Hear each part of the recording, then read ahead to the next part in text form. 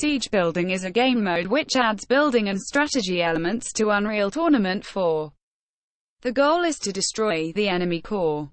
The player receives a constructor weapon. By right-clicking, a selection menu will open. Here the player can upgrade, repair, remove, downgrade, drag and build items. Hovering over each category reveals buttons showing which items can be built. Clicking on these buttons selects it and closes the menu. Clicking on the side or in the middle can also close the menu. Now we will select the container, and build it with left click. The container is building and we can see its stats, like name, health, level and build time. When it is done building we can upgrade it, downgrade it, drag it, remove it, or when it is damaged we can repair it. The cost for each action is displayed in the selection menu, and the constructor resource units (RU) are the currency of Siege. The menu shows the cost of each building or action. RU accumulates over time. The rate depends on the core level. Players can earn RU by killing enemies or damaging enemy buildings. Players lose RU when they get killed, suicide or fall into a hazard. A player can heal another player by repairing them.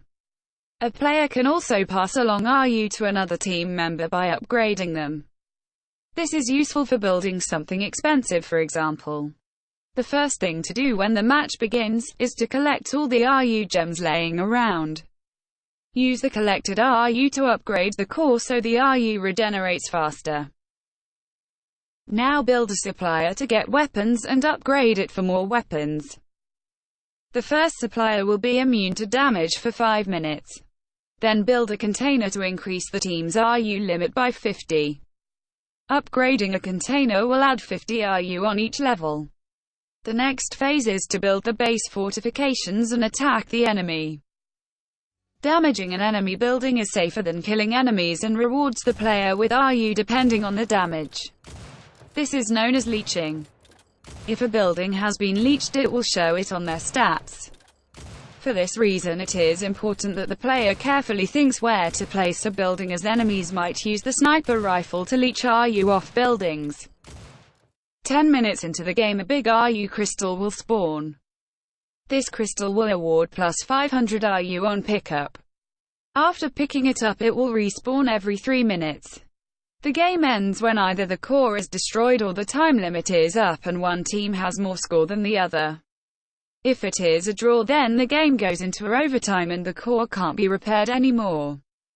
The EMP and neutron bomb will get added to the explosives category.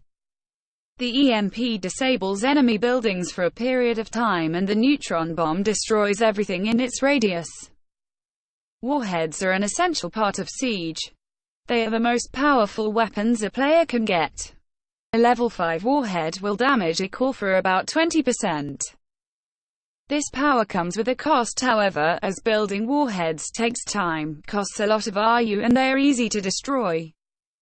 The invincible warhead is almost impossible to destroy while building, but takes a bit longer to build. The missile it fires is the same as the missile from the regular warhead, and is not invincible. It is important that the warhead does not get wasted, so the player should stock up on power-ups to make it to the enemy core. The player can apply the following strategies by combining items together. Build a health pod next to supplier to get weapons, health and armor at the same time. Multiple health pods and supplier will refill the player faster. Multiple boosters will boost the player even higher.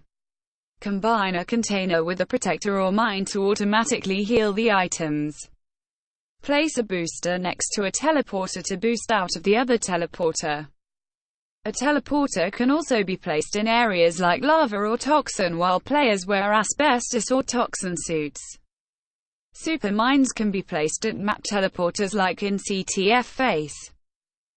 In CTF face only 2 containers each side should be placed, upgraded to level 5 to block off the base. The containers should be slightly put into the base.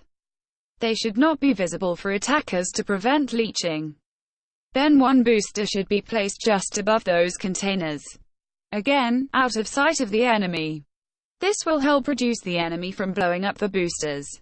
A booster should be placed behind the central pillar to get out of the base. Upgrade it to level 4, and make it so that when the enemy attacks, the player can jump on it and stand on top of the different levels of the central pillar and fire down onto the opponents. Suppliers are usually the priority in small maps such as CTF Face. The team that has the supplier first can often destroy the opposing team whose supplier is still generating. Upgrading the core is secondary to getting RU.